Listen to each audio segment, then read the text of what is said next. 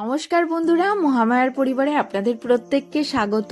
আচ্ছা, প্রথমেই আজকে একটা কথা বলে রাখি, সেটা হচ্ছে যে আমি তো অনেকদিন ভিডিও ছাড়িনি, সেই জন্য আমার ভিডিওটা না সবার কাছে পৌঁছাচ্ছে না।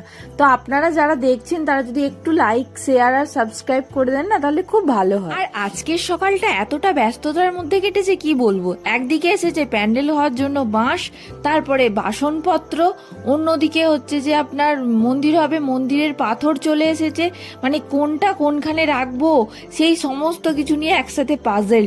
তারপরে সঞ্জিত কাকু এসেছে মন্দির করতে, তার সাথে অড়াই কাকা দেবে মাঠে ওষুধ, সেই ওষুধপত্র এনে দেওয়া, মানে পুরো কয়েক ঘন্টা একদম পাজেলড হয়ে যাওয়ার মতো আমার অবস্থা হয়েছিল। এত কিছু আয়োজন কার জন্য জানেন?